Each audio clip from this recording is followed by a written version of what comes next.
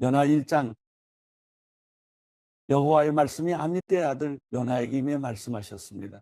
일어나 저 큰 성읍 니느웨로 가서 그 도시에 선포하여라. 이는 그 도시의 죄악이 내 앞에까지 이르렀기 때문이다. 그러나 요나는 여호와로부터 도망쳐 나와 다시스로 향했습니다. 그는 욥바로 내려가서 그곳에서 다시스행 배를 발견했습니다. 그는 뱃삭을 내고 여호와를 피하기 위해 배를 타고 다시스로 향했습니다. 그러자 여호와께서 바다에 폭풍을 보내셨습니다. 거친 폭풍우가 배를 위협해 배는 거의 부서지게 됐습니다. 선원들이 두려워했고 사람들은 각자 자기 신에게 소리쳐 부르짖었습니다. 그러고는 배를 가볍게 해보려고 짐들을 바다에다 던졌습니다. 그러나 요나는 배 밑층에 내려가 누워 깊이 잠들었습니다. 선장이 그에게 다가와서 말했습니다. 내가 어떻게 잠을 잘 수 있느냐? 일어나 내 하나님께 소리쳐 부르짖어라. 혹시 하나님께서 우리를 생각해서 우리가 죽지 않게 될지도 모른다. 선원들이 서로 말했습니다. 이리 와서 제비를 뽑아 이 재난이 누구 탓인지 알아내자. 그들이 제비를 뽑았더니 제비가 요나에게 뽑혔습니다. 그러자 그들이 그에게 물었습니다. 우리에게 닥친 이 재난이 누구 때문인지 말해보아라. 내 직업은 무엇이냐? 어디에서 오느냐? 어느 나라 사람이냐? 내가 어느 민족이냐? 요나가 대답했습니다. 나는 히브리 사람입니다. 바다와 땅을 만드신 하늘의 하나님 여호와를 섬기고 있습니다. 그들은 크게 두려워하며 요나에게 말했습니다. 너는 왜 이렇게 행동했느냐? 그들은 그가 여호와 앞에서 도망치고 있다는 것을 알게 됐습니다. 그가 그들에게 말했기 때문입니다. 바다의 폭풍이 점점 더 거세졌습니다. 그들이 그에게 말했습니다. 바다를 진정시키려면 대체 우리가 내게 어떻게 해야 하느냐? 그가 대답했습니다. 나를 들어서 바다 속에 던지십시오. 그러면 바다가 잠잠해질 것입니다. 이렇게 엄청난 폭풍이 당신들에게 닥친 것은 나 때문이라는 것을 잘 알고 있습니다. 그러나 그들은 육지로 돌아가려고 힘껏 노를 저었습니다. 그래도 소용이 없었습니다. 바다의 폭풍이 더 거세졌습니다. 그러자 그들이 여호와께 부르짖었습니다. 여호와여, 제발 이 사람의 목숨 때문에 저희가 죽게 하지 마십시오. 죄 없는 피 흘림을 우리가 책임지게 하지 마십시오. 여호와여, 주께서는 원하는 대로 하십시오. 그리고 그들은 요나를 들어서 바다 속으로 던졌습니다. 그러자 사나운 바다가 잠잠해졌습니다. 그들이 여호와를 크게 두려워해 그들은 여호와께 희생제물을 드리고 소원했습니다. 여호와께서는 큰 물고기를 준비하셔서 요나를 삼키게 하셨습니다. 요나는 그 물고기 뱃속에서 3일 밤낮을 보냈습니다. 요나 2장 물고기 뱃속에서 요나는 그의 하나님 여호와께 기도를 드렸습니다. 그가 말했습니다. 내가 고난당할 때 내가 여호와를 불렀더니 주께서 내게 대답하셨습니다. 지옥이 깊은 곳에서 내가 도움을 부르짖었더니 주께서 내 울부짖음을 들으셨습니다. 주께서 나를 깊은 곳바다 한가운데에 던지셨습니다. 그러자 물결이 나를 에워싸고 주의 파도와 소용돌이가 나를 덮쳤습니다. 내가 말했습니다. 내가 주의 눈앞에서 쫓겨났지만 그럴지라도 나는 주의 거룩한 성전을 다시 바라보겠습니다. 물이 내 영혼을 에워싸고 심연이 나를 삼키고 해초가 내 머리를 감쌌습니다. 산의 뿌리에까지 내가 내려갔습니다. 저 땅이 나를 오랫동안 가로막았습니다. 그러나 내 하나님 여호와여, 주께서 내 목숨을 구덩이에서 건져 올리셨습니다. 내 영혼이 쇠약해져 갈 때 내가 여호와를 기억했습니다. 내 기도가 주께 이르렀으며 주의 거룩한 성전에 올라갔습니다. 쓸모없는 우상들에 집착하는 사람들은 그들에게 베푸신 은혜를 버렸습니다. 그러나 내가 감사의 노래로 주께 제물을 드릴 것입니다. 내가 서운한 것을 내가 잘 지킬 것입니다. 구원은 여호와께로부터 옵니다. 그러자 여호와께서 물고기에게 명령하셨고 물고기는 요나를 땅으로 토해냈습니다. 요나 3장 여호와의 말씀이 두 번째로 요나에게 임했습니다. 일어나 저 큰 성읍 니느웨로 가서 내가 내게 전하는 이 말을 선포하여라. 요나는 여호와의 말씀에 순종해 니느웨로 갔습니다.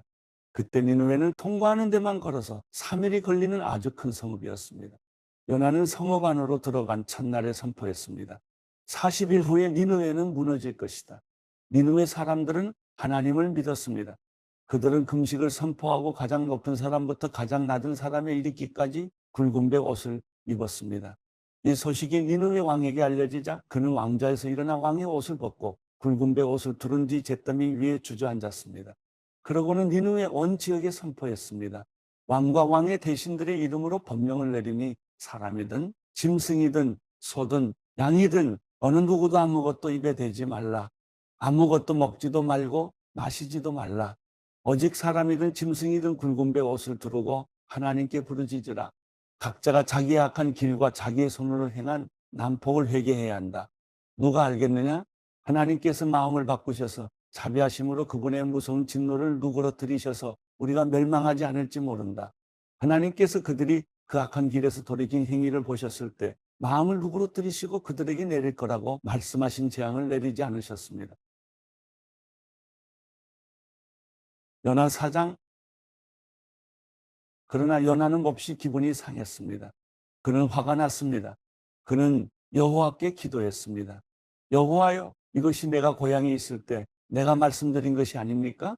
이래서 내가 서둘러 다시스로 도망간 것입니다. 주께서는 은혜롭고 동정심이 많은 하나님이시고 진노하는 데 더디시고 사랑은 충만하시며 재앙을 내리는 것을 주저하신다는 것을 내가 알고 있었습니다. 여호와여, 이제 제발 내 목숨을 가져가십시오. 내가 사는 것보다 죽는 편이 낫겠습니다. 그러나 여호와께서 말씀하셨습니다. 내가 화내는 것이 옳으냐? 요나가 성읍 밖으로 나가 그 성읍 동쪽에 자리를 잡고 앉았습니다. 그곳에서 초막을 짓고서 그늘 아래서 그 성읍에 무슨 일이 일어날지 알 때까지 앉아 있었습니다. 그러자 여호와 하나님께서 넝쿨을 준비하셔서 그것이 요나 위로 자라나 요나의 머리에 그늘이 되게 하셨으며 그의 불쾌함을 없애주셨습니다. 요나는 넝쿨 때문에 기분이 아주 좋아졌습니다. 그러나 다음날 새벽에 하나님께서는 벌레를 보내 그 벌레가 넝쿨을 씹어먹게 하시니 넝쿨이 시들어 버렸습니다. 해가 뜨자 하나님께서는 뜨거운 동쪽 바람을 준비하셨습니다. 해가 요나의 머리 위를 따갑게 내리쬐어 그는 힘이 빠졌습니다. 그는 죽기를 원했습니다. 요나는 말했습니다. 내가 사는 것보다 죽는 것이 낫겠습니다. 그러자 하나님께서 요나에게 말씀하셨습니다. 내가 그 넝쿨 때문에 화내는 게 옳으냐? 그가 말했습니다. 그렇습니다. 화가 나서 죽을 지경입니다. 여호와께서 말씀하셨습니다. 내가 가꾸지도 않고 기르지도 않은 넝쿨도 너는 아꼈다. 하룻밤 사이에 자라나 하룻밤 사이에 죽어버렸는데도 말이다. 그런데 왼쪽과 오른쪽도 구별하지 못하는 사람들이 12만 명이나 있고 가축도 많이 있는 이 큰 성읍, 니느웨를 내가 아끼지 않을 수 있겠느냐? 로마서 3장. 그러면 유대 사람이라고 해서 무슨 혜택이 있고 할례는 무슨 가치가 있습니까? 여러모로 많습니다. 첫째는 그들이 하나님의 말씀을 맡았다는 것입니다. 그런데 그들 가운데 어떤 사람들이 믿지 않았다면 어떻게 되겠습니까? 그들의 불신앙이 하나님의 신실하심을 무효화시키겠습니까? 결코 그럴 수 없습니다. 사람은 다 거짓말쟁이라 해도 하나님은 진실하십니다. 기록되기를 주께서 말씀하실 때 의롭다는 인정을 받으시고 판단받으실 때 이기려 하심이다라고 한 것과 같습니다. 그러나 우리의 불의함이 하나님의 의를 드러나게 한다면 우리가 무슨 말을 하겠습니까? 내가 사람들이 말하는 논리대로 말해보면 하나님께서 우리에게 진노를 내리신다고 해서 불의하시다는 말입니까? 결코 그럴 수 없습니다. 만일 그렇다면 하나님께서 어떻게 세상을 심판하실 수 있겠습니까? 그러나 어떤 사람들은 반박할 것입니다. 내 거짓으로 인해 하나님의 진실하심이 더욱 풍성해져서 그분에게 영광이 됐다면 왜 내가 여전히 죄인으로 심판을 받느냐? 그리고 선을 이루기 위해 악을 행하자라고 말하지 않겠습니까? 어떤 사람들은 우리가 그렇게 말한다고 비방하니 그런 사람들은 심판을 받아 마땅합니다. 그러면 무슨 말을 해야겠습니까? 우리가 더 낫습니까? 결코 그렇지 않습니다. 유대 사람이나 그리스 사람이나 다 죄 아래 있다고 우리가 이미 선언했습니다. 기록되기를 의인은 없으니 하나도 없고 깨닫는 자도 없고 하나님을 찾는 자도 없다. 모두 곁길로 행해 다 쓸모없게 됐다. 선을 행하는 자가 없으니 하나도 없다. 그들의 목구멍은 열려있는 무덤이고 혀로는 거짓말만 일삼으며 그들의 입술에는 독사의 독이 있고 그들의 입에는 저주와 독설이 가득하다. 그들의 발은 피 흘리는 데 민첩하며 그들의 길에는 파멸과 참담함이 있어. 그들은 평강의 길을 알지 못했다. 그들의 눈에는 하나님을 두려워함이 없다라고 한 것과 같습니다. 율법이 말하는 것은 율법 아래 있는 자들에게 말하는 것임을 우리는 압니다. 이는 모든 입을 다물게 하고 온 세상이 하나님의 심판 아래 있게 하려는 것입니다. 그러므로 율법의 행위로는 하나님 앞에서 의롭다는 인정을 받을 육체가 없습니다. 율법으로는 죄를 깨달을 뿐입니다. 그러나 이제는 율법과 별개로 하나님의 의가 나타났습니다. 이것은 율법과 예언자들이 증언한 것입니다. 하나님의 의는 예수 그리스도를 믿는 믿음으로 인해 믿는 모든 사람에게 주어집니다. 거기에는 차별이 없습니다. 모든 사람이 죄를 지었으므로 하나님의 영광에 이르지 못합니다. 그러나 그리스도 예수 안에 있는 구속으로 인해 하나님의 은혜로 값없이 의롭다는 인정을 받습니다. 하나님께서는 이 예수를 속죄제물로 내어주셨습니다. 의롭게 되는 것은 예수의 피를 믿음으로써 이루어집니다. 이는 하나님께서 오래 참으시는 가운데 과거에 지은 죄를 간과하심으로 그분의 의를 나타내시기 위함입니다.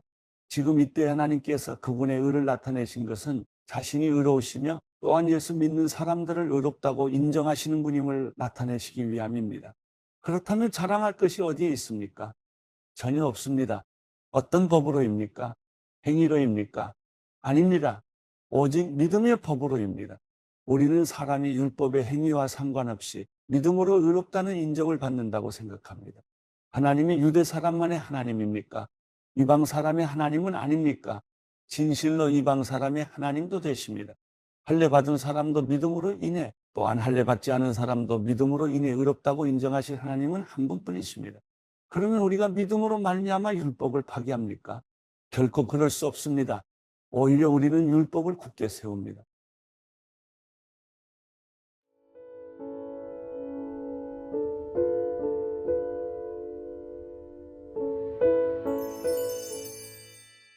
시편 52편.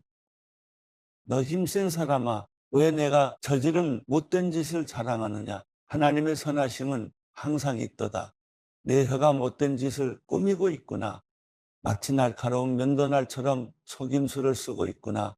너는 선한 것보다 악한 것을 좋아하고 의로운 말보다 거짓말을 더 잘하는구나. 셀라, 이 간사한 혀야, 너는 집어삼키는 말들이라면 뭐든지 좋아하는구나. 하나님께서 너를 영원히 멸망시키시리라. 그분이 너를 끌어내어 내 장막에서 뽑아내시고 산 사람들의 땅에서 너를 뿌리째 뽑으시리라. 셀라, 의인들이 보고 두려워하며 그를 비웃을 것이다. 하나님을 자기의 힘으로 삼지 않고 자기 많은 재물만 믿고 사악함으로 힘을 키운 사람은 저렇게 되기 마련이다. 그러나 나는 하나님의 집에 있는 푸른 올리브 나무같이 하나님의 신실하신 사랑을 영원토록 의지합니다. 내가 주께서 하신 일에 대해 영원히 찬양하겠고 성도들 앞에서 선하신 주의 이름을 받들겠습니다.